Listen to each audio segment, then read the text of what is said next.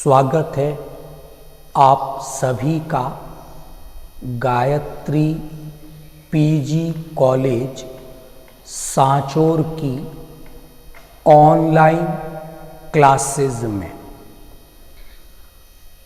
आज हम लोग बात करेंगे कोशिका झिल्ली की संरचना से संबंधित यूनिट मेम्ब्रेन मॉडल के बारे में। इससे पहले हम लोगों ने बात की थी कोशिका झिल्ली की संरचना से संबंधित लिपिड लीफलेट मॉडल की। उसके बाद में हमने बात की थी पॉसी मॉलिक्यूलर मॉडल की, जिसे प्रस्तुत किया था डैनियली और डेवसन के द्वारा। आज उसी श्रृंखला में हम लोग बात करेंगे सेल मेम्ब्रेन की संरचना से संबंधित यूनिट मेम्ब्रेन मॉडल की। जो सेल मेम्ब्रेन की संरचना से संबंधित यूनिट मेम्ब्रेन मॉडल है, इसे डेविड रॉबर्टसन नामक वैज्ञानिक के द्वारा प्रस्तुत किया गया। तो आज हम बात करेंगे सेल मेम्ब्रेन की स्ट्रक्चर से संबंधित यूनिट मेम्ब्रेन मॉडल की, और इस मॉडल को हिंदी में इकाई कला मॉडल के नाम से जाना जाता है।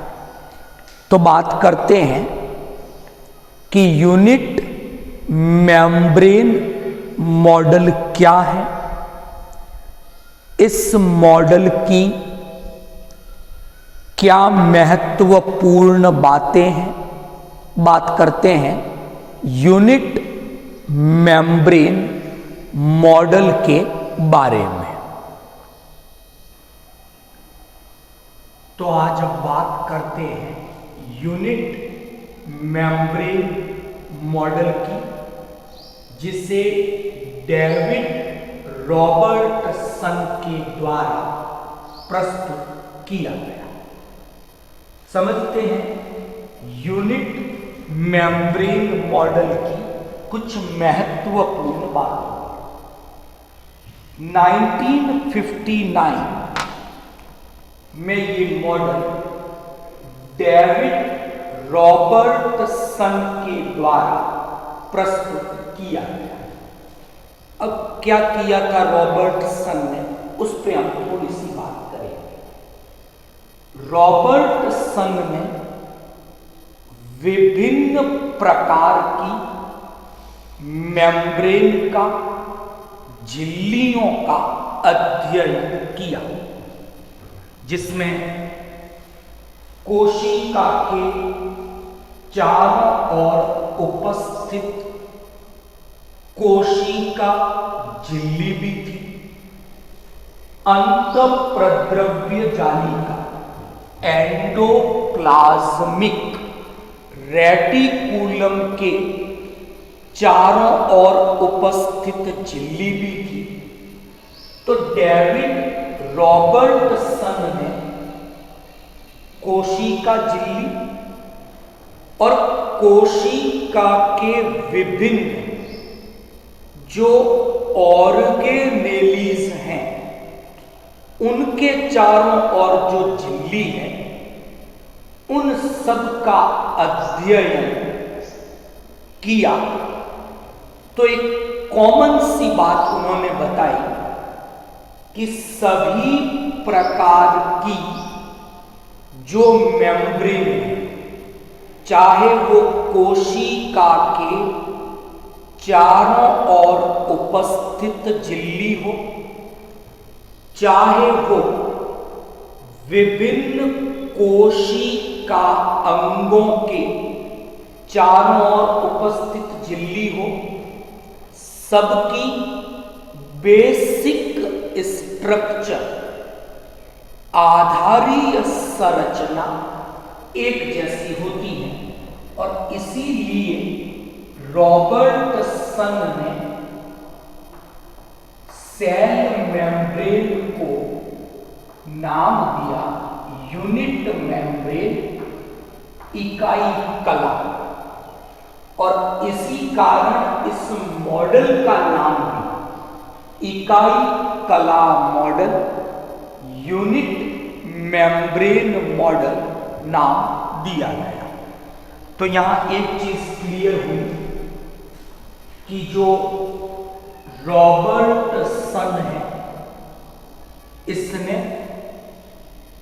अलग अलग झिल्लियों का अध्ययन किया और अपनी इस स्टडी में, अपने इस अध्ययन में इन्होंने एक बात नोट की कि सभी प्रकार की झिल्लियों की जो बेसिक स्ट्रक्चर है, जो आधार संरचना है, वो एक समान है, एक जैसी है। और उसी के लिए इन्होंने यूनिट मेम्ब्रेन, इकाई कला, ये शब्द प्रयोग में लिया। नंबर 2, रॉबर्टसन ने क्या किया था? ऑस्मियम टेट्रा ऑक्साइड का उपयोग किया और इस यूनिट मेम्ब्रेन मॉडल या जो कोशिका झिल्ली की संरचना का अध्ययन किया। तो क्या देखा उन्होंने कि कोशिका झिल्ली की संरचना में रॉबर्टसन को 1, 2 और 3 परतें दिखाई दी।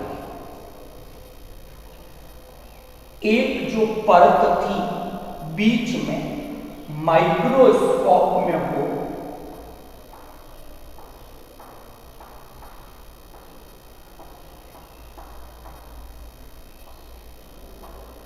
वो इलेक्ट्रोलाइट लेयर थी, यानी वो एक पतली परत के रूप में दिख रही थी।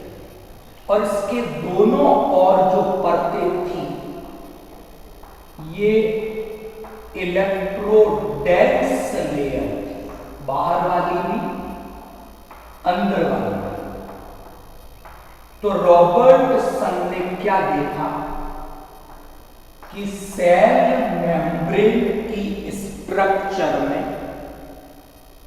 2 जो लेयर थी, आउटर और इनर, ये दोनों लेयर इलेक्ट्रो डेंस लेयर थी। बीच की जो लेयर थी वो इलेक्ट्रोलाइट लेयर थी। इसका मतलब कोशिका झिल्ली की संरचना में 1, 2 और 3 कुल 3 परतें मौजूद हैं। इसलिए इस मॉडल को सामान्यतः ट्राइलेमिनार मॉडल के नाम से भी जाना जाता है। तो जो डेविड रॉबर्टसन का यूनिट मेम्ब्रेन मॉडल है, इसे ट्राइलेमिनार मॉडल के नाम से भी जाना जाता है, क्योंकि जब रॉबर्टसन ने कोशिका झिल्ली का अध्ययन किया तो उसे दो इलेक्ट्रोडेंस लेयर दिखाई दी और एक इलेक्ट्रोलाइट लेयर दिखाई दी।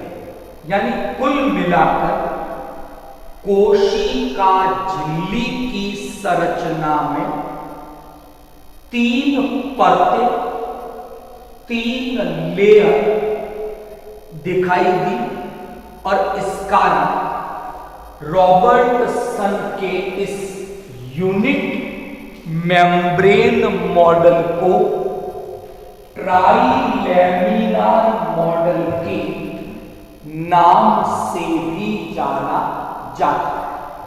अगली बात डिस्कस करते हैं। रॉबर्टसन ने क्या बताया कि जो ये इलेक्ट्रोडेंस लेयर है, आउटर और इनर, ये दोनों इलेक्ट्रोडेंस लेयर प्रोटीनियस नेचर की है, मतलब प्रोटीन से बनी होती है। तो कोशिका झिल्ली की संरचना में प्रोटीन की कुल दो लेयर है, आउटर इलेक्ट्रोडेंस लेयर जो रेड कलर से यहां रिप्रेजेंट की है, इनर इलेक्ट्रोडेंस लेयर जो नीचे की ओर रेड कलर से प्रेजेंट की। तो सेल मेम्ब्रेन की स्ट्रक्चर में जो इलेक्ट्रोडेंस लेयर है वो प्रोटीन से बनी हुई है और अगर हम इनकी मोटाई देखें तो ये अप्रोक्सीमेटली 20 से 25 एंगस्ट्रम मोटाई की होती है। क्लियर?